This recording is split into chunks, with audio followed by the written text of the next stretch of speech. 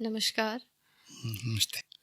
कुमार मनोज जी, एक सवाल था। हम्म, कुछ लोगों का कहना है कि रानी पद्मावती ने सबसे पहले जौहर किया है, और जबकि इतिहास को अगर पढ़ा है जब, तो इतिहास में जो कुछ किताबों में एक राजा दाहिर सेन है जी। तो राजा दाहिर सेन की पत्नी है, उनका बताया गया है सबसे पहले जौहर किया गया है।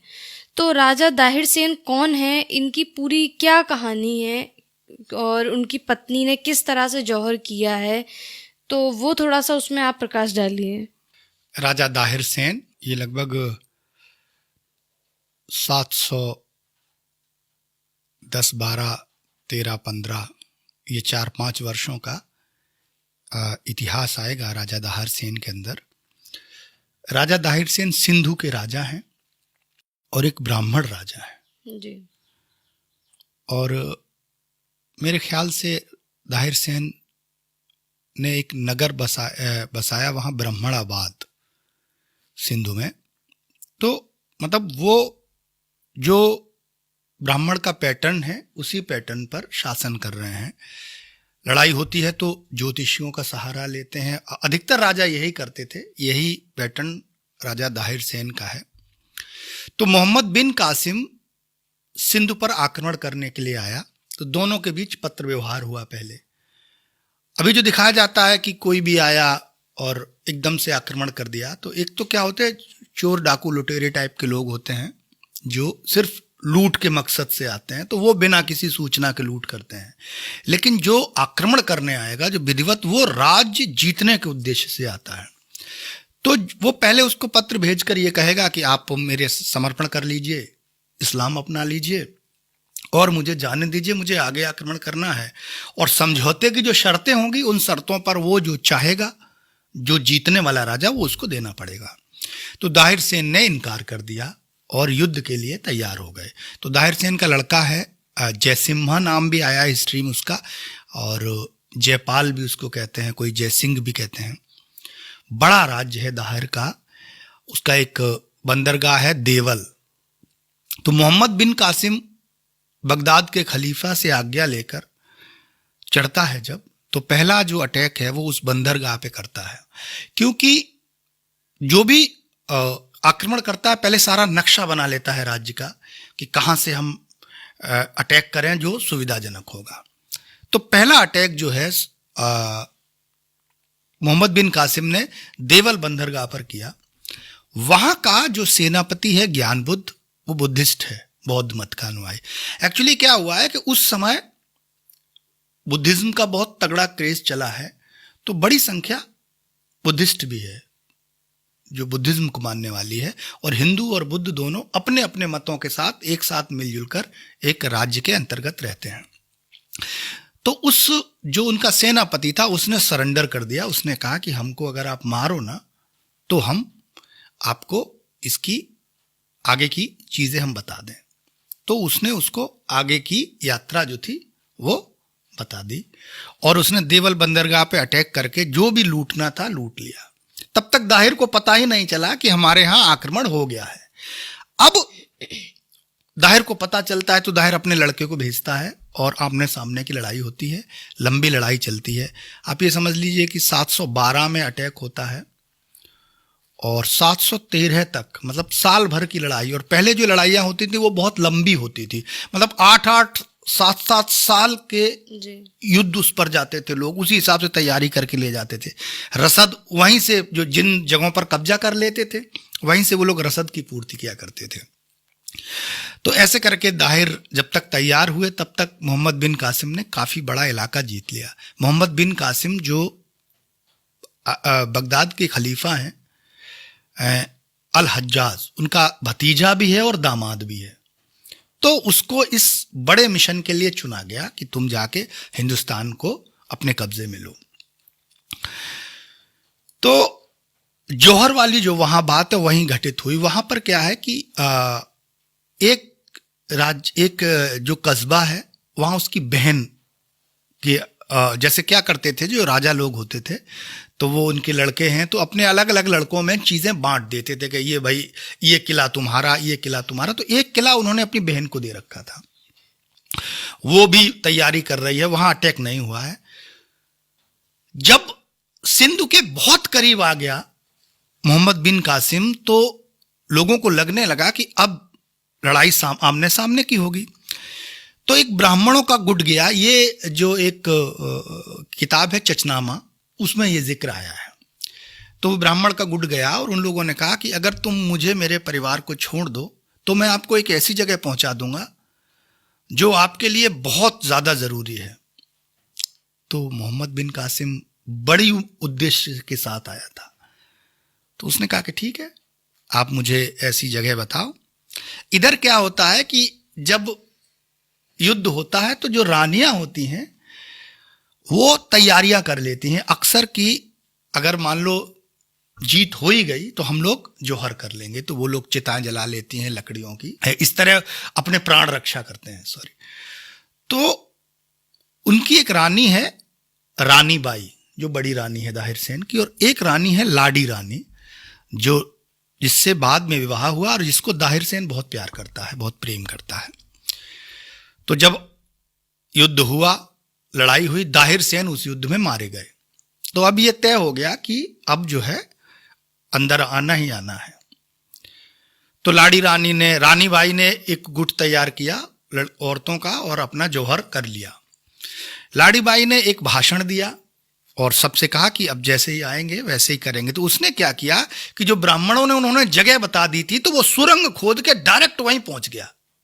तो लाड़ी रानी ने जौहर नहीं कर पाया और वो पकड़ी गई।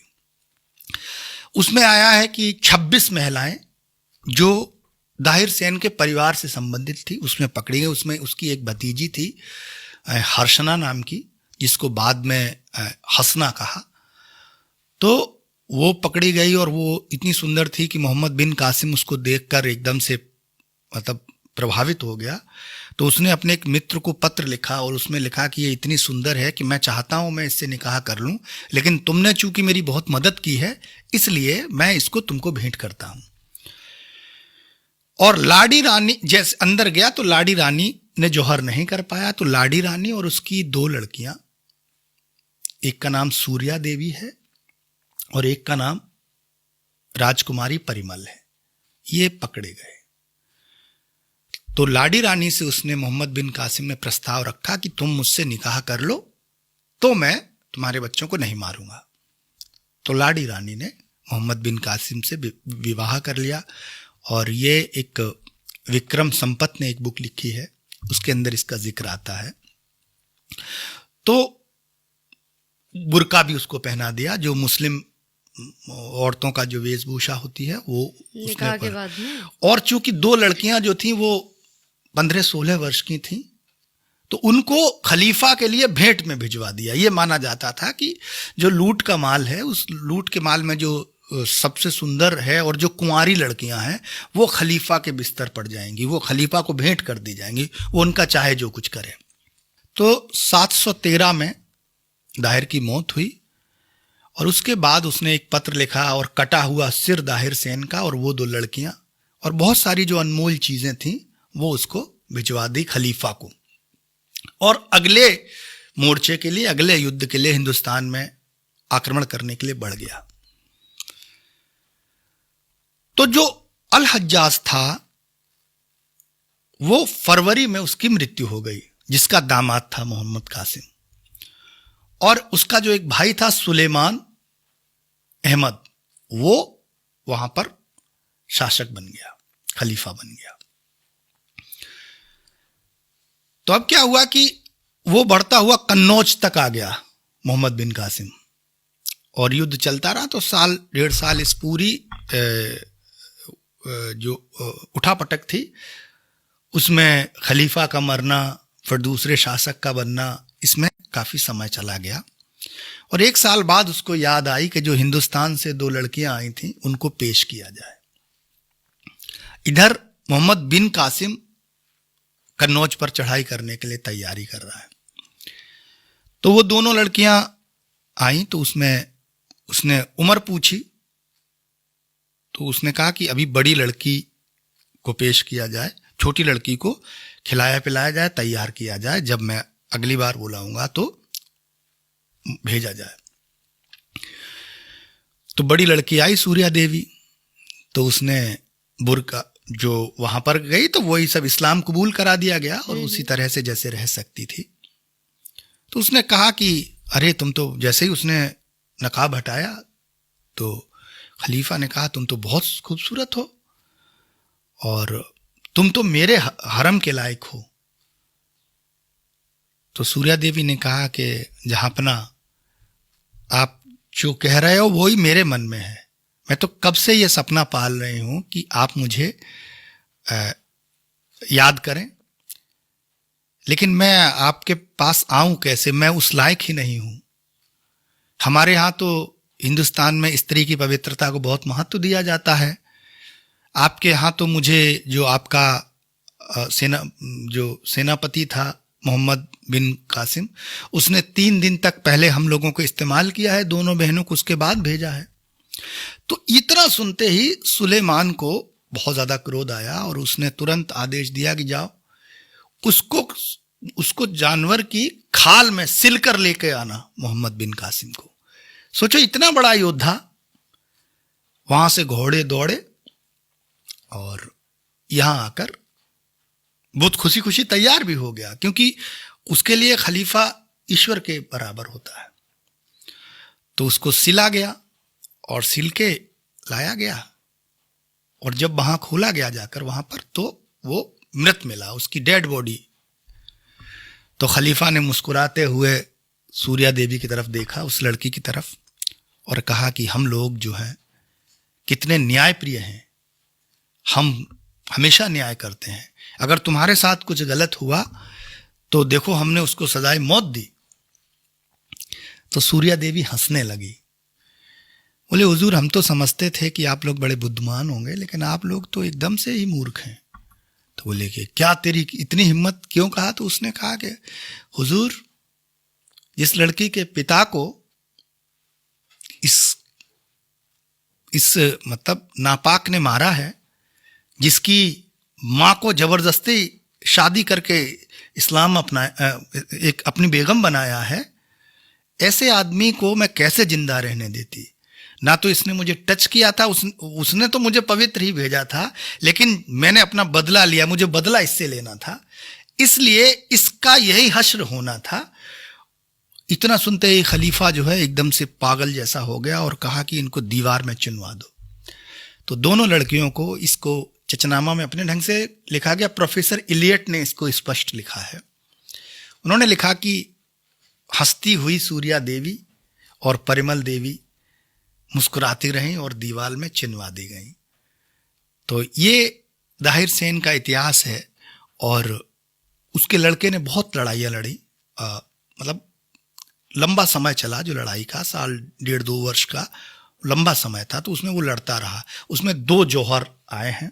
एक तो रानी बाई ने जौहर किया है जो उसकी बड़ी पत्नी थी, और एक उसकी बहन ने किया है जिसको वो किला देकर रखा हुआ था। अब कुछ इतिहासकार कहते हैं कि वो दोनों एक ही थी, है ना, तो ये मत हो सकते हैं, लेकिन 2 जगह जौहर का जिक्र आया है। और ये जो जौहर पद्मावती वाला है ये तो बहुत बाद में हुआ है, मतलब लगभग 500, 600, 700 साल बाद निकलम। तो पहला जौहर जो है इतिहास का वाकई में राजा दाहिर सेन के यहाँ हुआ और 2 जौहर वहां हुए। और ये मतलब पहली घटना थी हिंदुस्तान में जौहर होने की जो ऐतिहासिक रूप से प्रमाणित है।